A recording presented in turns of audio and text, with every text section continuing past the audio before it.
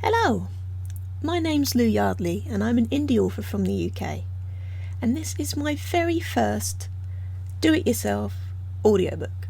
I'd love to be able to record all of the Venari stories as audiobooks, but that's going to take me some time, so to start with, I thought I'd kick off with a short story called Snuff Fairies. If you would prefer to enjoy this story as an ebook, please head over to louyardley.com and click on the graphic. So, here we go. Snuff Fairies, a gory story from the world of Venari, by Lou Yardley. Falcon Ward, Eagle, somewhere on Venari. "You've been with us a week or so now, haven't you, boy?" Artin Merriweather said as he gently patted Helmond on the shoulder. Helmond hated being called boy, even though that technically was what he was. He'd much prefer it if people called him by his actual name. Helmond wasn't that difficult to say, was it? "Yes, sir," Helmond replied, not wanting to correct his boss. The truth was that he'd been working in the Falcon Ward silver snuff mill for around a month now, and all he'd been allowed to do in that time was sweep, and find other ways to clear up after the more experienced workers. On his first day, he'd been handed a broom, and had pretty much been left to his own devices ever since. The others only noticed him when there was a boring or dirty job to do, and most of those involved cleaning up the remains of dead rats. Mr. Merriweather kept a cat on the premises to keep away the vermin, and the creature did a good job, but it didn't always eat its kills. Often, it liked to leave them for the workers as presents. The workers of Falcon Ward's silver snuff mill obviously looked like they didn't know how to fend for themselves. The cat was simply called Cat. Mr. Merriweather wasn't the most imaginative of people. "Marvellous," the man replied. "In that case, it's time to give you a bit more responsibility." Helmond wasn't sure if he was pleased about this turn of events or not. He quite liked fading into the background while still getting paid. It made for a somewhat easy life, even if it did involve touching many a rat carcass. "I need you to work the night shift." The night shift? Helmond hadn't even been aware there was a need for a night shift. "Yes, night shift. As you know, silver snuff is a valuable and desirable commodity. Many folks want it, but not all are willing or able to pay for it. We've had a few instances of stock going missing overnight, so I thought it was about time we had someone on watch. You, my boy, will be our very first night watchman." If folks were breaking in regularly to steal Mr. Merriweather's stock, this felt like a huge jump in responsibility. A jump Helmond wasn't sure he'd be able to do. "So, what am I meant to do if someone comes? Tell them to go away?" Got a feeling that if folks ain't bothered about breaking the law to steal silver snuff, they won't think twice about breaking the law to give me a bruising. Helmond winced, a mixture of thinking about said bruising and remembering he'd just answered back. "You'll be fine, boy. Besides, I wouldn't leave you here all night on your own. Cat will be here, and Mr. Merriweather looked around the mill until his eyes came to rest on one of his workers. "Winnie will be here too." Helmond suspected that Winnie had no idea she was going to be roped into work in this new night shift, and he wasn't sure how useful she'd be in chasing off would-be thieves. She was a nice lady, but she was getting on in years. She reminded Helmond a lot of his grandmother. They both had kind faces, calm temperaments, and were highly likely to offer you a sweet treat if they were in a good mood. He supposed she could always distract the thieves with a biscuit or two. And unless the thieves were mice or rats, Cat probably wouldn't care in the slightest. But instead of voicing all this to his boss, Helmond simply said, "Thank you." He'd already answered back once. It wouldn't do to do it again. "Marvellous," Mr. Merriweather said. "There is just one thing." "What's that, sir?" "You won't be getting paid for this." Wondering if he'd heard the man correctly, Helmond paused for a moment. "No pay, sir?" "No pay," he confirmed. Then, no offence, sir, but why should I do it? All thoughts of not answering back had disappeared. Young Helmond, it would appear that you have a simple choice to make here. Either you do as I ask, and watch over the mill this evening, or you lose your job entirely. I'm sure your mother wouldn't be pleased with the latter. The old bastard had a point. Helmond's mother would be livid. I'll do it, sir, Helmond said, but he didn't look the man in the eye, instead choosing to study the well-swept floor. There's a good lad, the man said. Just know it won't be forever. It will be more than one night, Helmond asked. What about my normal work? When will I sleep? We'll figure it out. You can sleep in between sweeping, Mr. Merriweather replied. That night, Helmond, Winnie and Cat sat in the darkness of the mill. After catching a particularly wily rat, the cat settled down to sleep. Winnie tried her best to make conversation, but it was clear something was bothering her, and Helmond was sure it went beyond getting stuck with this shit job. Is everything okay? Helmond asked. For a long moment, it seemed like Winnie wouldn't answer him, but then her soft voice made him jump. I've been thinking, but I'm not sure I should worry you. I'm brave, Helmond said. Nothing worries me. It was almost the truth, and it made Winnie smile a little, so he thought that lie was okay. What bullshit reason did Mr. Merriweather give you for being here tonight? She asked. He said folks had been nicking the snuff, Helmond replied, rather shocked to hear the old lady swear. I bet he told you there'd never been a night shift before, didn't he? She asked, her face taking on a harder expression than the one she normally wore. Helmond didn't think it suited her at all. He said this was the first, Helmond replied. Bastard, she said. I guess it means it's time. For what? For a feeding. Whenever it's time for a feeding, this wonderful night shift opportunity presents itself. Usually, anyone who knows about it but isn't involved gets a bonus for keeping their mouth shut. But there'll be no bonus for me this time. So he's going to feed us to something. That don't make any sense. You must have the wrong end of the stick. He wants me here night after night. Why would he bother to say that if I was going to be eaten tonight? In case they're not hungry tonight. In case they don't show, Winnie replied. It doesn't happen often, but it does on occasion. And the first time it happened it was bloody awkward. The chap was all pleased with himself, because nothing had been stolen, and then Mr. Merriweather made him work nights for the rest of the week. It was only a few days before they finally came. Until who came? Helmond asked. Why, the fairies, of course, the old woman replied. At this, Helmond burst into hysterics. He couldn't help himself. First, he was supposed to believe he was here to be eaten. Then, he was meant to buy that fairies were going to be doing the eating. It was hilarious. It did beg the question of who was playing this elaborate joke on him and why. But for now he figured he'd play along. Sorry about that, he said. It's just the idea of fairies took me by surprise. But don't worry. I'll stay vigilant and make sure none of the little buggers try to eat us. Winnie shot him a look that suggested she didn't believe him, and he shot her one back that said he didn't care. As the night wore on, Winnie busied herself with lighting candles. She placed them all around the mill, so everything was bathed in a warm orange flickering glow. "We got plenty of lanterns," Helmond said. "Why not just use those?" "Believe me, these are better," she replied. "Why's that?" "'Cause of the fairies." Somehow, Helmond had managed to keep his laughter at bay this time. "Yes, the fairies," she replied. Her face was a mask of seriousness. "You'll see." After that, a silence grew between them, and Helmond felt the heavy pull of sleep.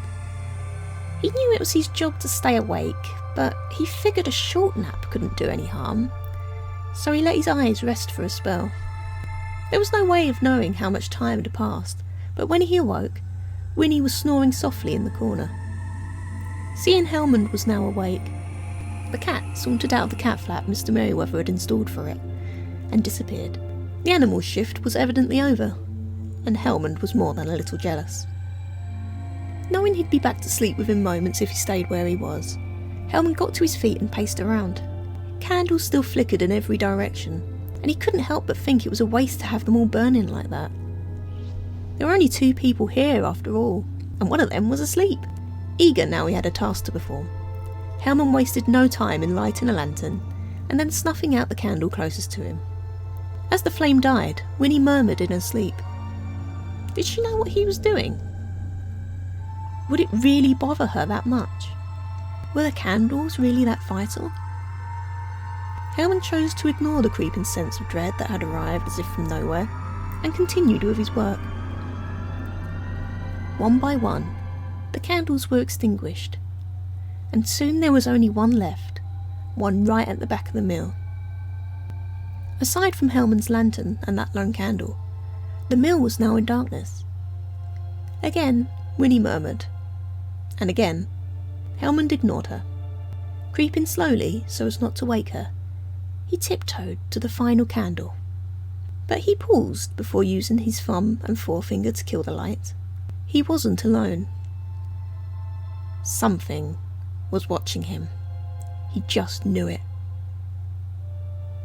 "Cat," he called, his voice not really sounding like his own. His breath froze in his throat and his skin crawled at the thought of someone studying him. "Are you there?" Sweeping the lantern back and forth, he tried to catch a glimpse of the animal, but there was no sign of it. "Helmund?" Winnie called through the darkness. Helmund swung the lantern in her direction, realising his voice must have woken her. "What are you doing?" "Oh, nothing," he replied. "Just go back to sleep. I can keep watch." Instead of being grateful for more slumber, the old woman snapped at him. "You light those candles this instant! Do you know what you've done? You've doomed..."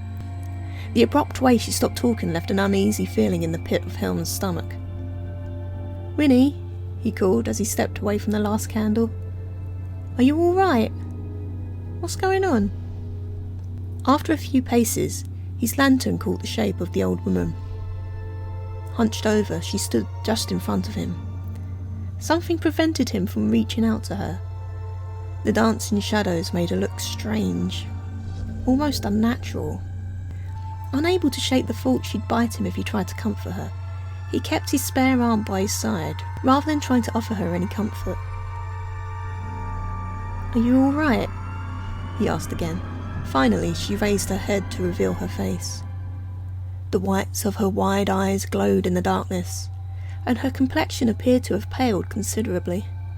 But that wasn't the worst part. Blood pumped through the fingers she had clamped around her throat.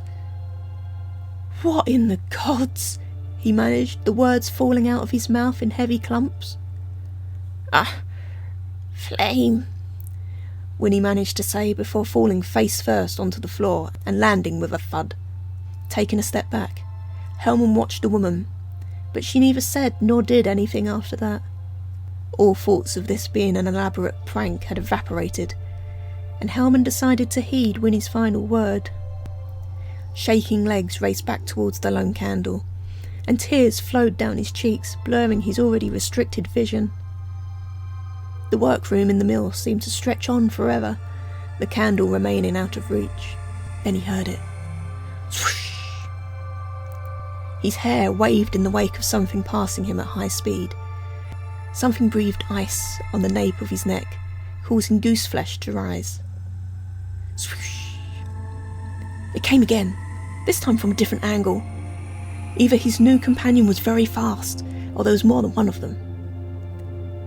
Helmund considered Winnie's slit throat, and decided neither option filled him with joy. Swoosh! This time, he felt something against his cheek, like something had brushed against him, causing him to yelp in a mixture of fear and surprise. It took a few moments, but then he felt it. A sharp sting of pain. Helmund touched his face, and when he held his shaking hand up to the lantern light, he saw it. Blood. It's amazing what a crimson smudge can do to motivate a person. Hellman ran the final steps towards the candle, gripped it in his hand, and held it aloft like it was some kind of trophy. All of the movement ceased around him, and the night was still once more. Holding both the candle and the lantern at arm's length, he tried to illuminate the space around him. It didn't take long to find them. Not long at all. In fact, now he'd been blooded by them, he felt like they were keen for him to see them. Hovering a short distance away were 4 beings. Beings that could only be described as fairies, even though they bore very little resemblance to the delicate creatures he'd heard stories about as a small child. Their grey skin made them look more at home in a tomb than flitting around the air, and their glowing purple eyes were both terrifying and hypnotic at the same time. Hellman forced himself to look away from those eyes so that he could take in the rest of their appearance. Their wings were large compared to their bodies, and gave off an eerie glow in the darkness. Over their grey skin they wore clothing that looked well made and expensive. For a brief second, Hellman toyed with the notion that the fairies were more well off than he was. Their faces wore chubby cheeks and large smiles, but these were not the kind of smiles that carried any warmth or mirth. These were smiles that carried hunger. But that wasn't the worst part. The worst part was what they carried. Each of the fairies carried a needle-thin blade, a weapon twice the length of the creatures themselves. And they all seemed to know what to do with those tiny swords. Hellman shuddered, remembering the cut on his face. Unsure of what to do, and having no other obvious options, Hellman ran through the mill. He didn't have any particular destination in mind, just as long as there were no fairies there. All of the doors and windows were locked tight. Of course they were. Mr. Merriweather wouldn't want him escaping. Everything was going according to the vile man's plan. Part of Hellman's mind was annoyed by this, but he didn't have time to dwell on it. The fairies were keeping pace with him easily. Their tiny blades slashed through the air, promising blood and death with every swing. Sometimes they connected, sometimes they didn't. To Hellman's dismay, they were on target more than they weren't, and his face and arms were littered with thin cuts. Every inch of his exposed skin stung. Hellman was just thinking that the tiny creatures hadn't gone for his eyes, when one of them dove in to do just that. Hellman's world moved in slow motion. The tip of the tiny blade edged ever closer. The sight of the fairy filled his vision. Up close, it looked just as formidable as any other opponent. It wore a sleeveless shirt that displayed ripped muscles undulating under its grey flesh. Its eyes were full of steely determination. The creature wanted to cause Hellman as much harm as Hellman wanted to escape. Hellman was aware of the other fairies circling him, but at that moment, he only had eyes for that one. The blade came closer. Hellman waved his arms in a panic. One hand still held the lantern, and one still held the candle. The fairy dodged the lantern with ease, but flew directly into the path of the candle in doing so. One of its delicate wings caught ablaze, and the creature dropped out of flight instantly, the fire licking hungrily in Hellman's direction as it fell, an evil tongue desiring nothing more than to taste him. He flinched out of the reach of the flame and the fairy, knowing evil was keen to inflict pain on him. With their prey momentarily forgotten, the others flew down to the fairy's aid, all eager to put out the flames before they could engulf the tiny creature completely. Seizing his chance, Hellman ran, dropping the candle in his haste. Panic swelled in him as he heard it clatter to the ground, but there was little he could do about it. He just needed to survive. At that moment, he could see no way to escape the building, but he could at least barricade himself into a defendable position. So that's what he did. Not daring to look behind to see if the fairies were in pursuit, he ran full pelt into Mr. Merriweather's office and slammed the door so hard his ears rang. The room was in darkness, save for the light from his lantern. It suddenly didn't seem enough. He He felt an aching longing for the lost candle. Wondering if Mr. Merryweather kept any candles in his office, Hellman waved the lantern around, casting ghastly shadows on the walls and making himself jump at every strange shape. There was nothing he could use. Nothing at all. Now there was nothing to do but wait. Wait for the sun to rise. Wait for the fairies to get in. Wait for Mr. Merryweather. In spite of the shock and stress of the last couple of hours, Hellman felt his eyes starting to grow heavy. Before long, the warm sanctuary of sleep had settled over him. Perhaps it was exhaustion. Perhaps it was shock. Either way, he soon drifted off. Until he heard it. It was quiet at first. So quiet that it would have been easy to dismiss. But when you've got bloodthirsty fairies on the other side of the door, it didn't pay to dismiss these kind of things.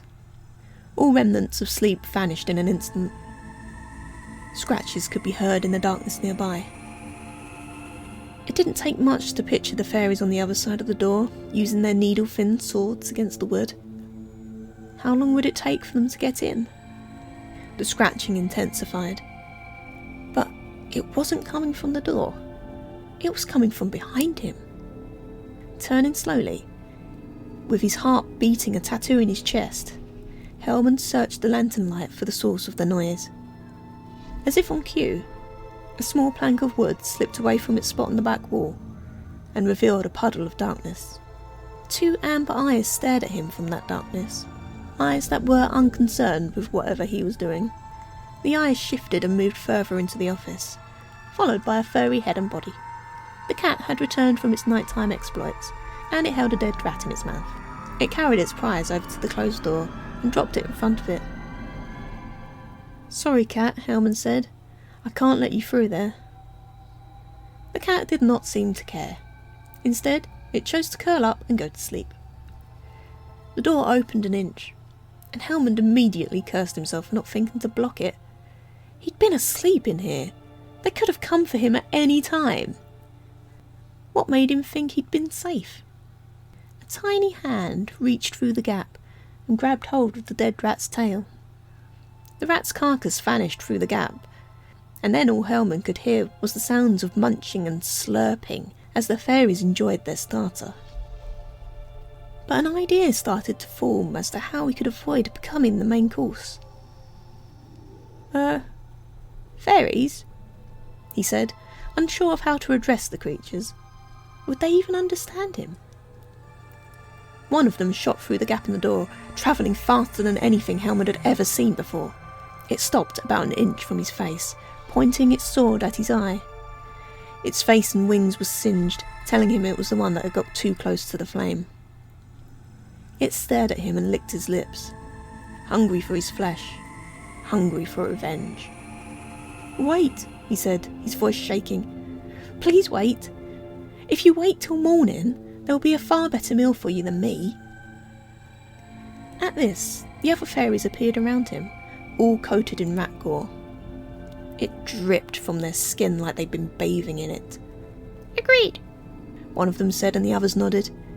Its voice was in equal parts terrifying and beautiful, like the jingle of the smallest bell attached to the deadliest bottle of poison.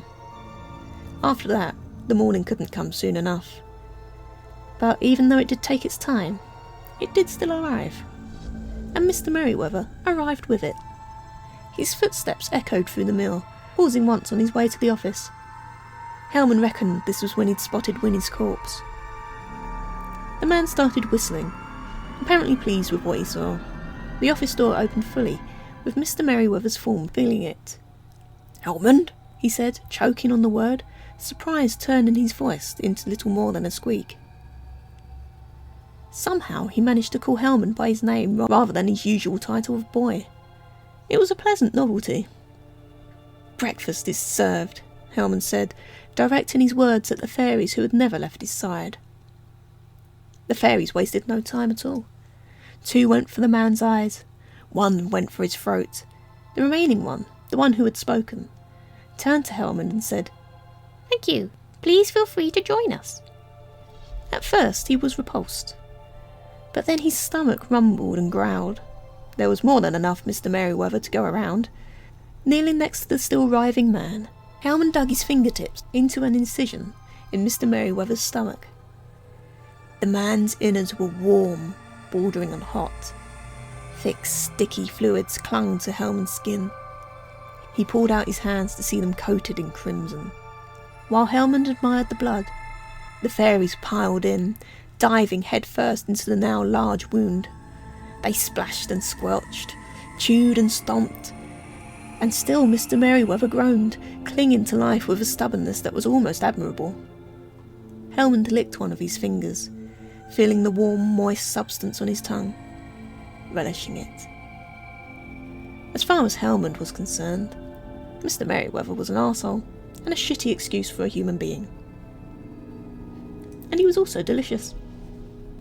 Thank you for listening.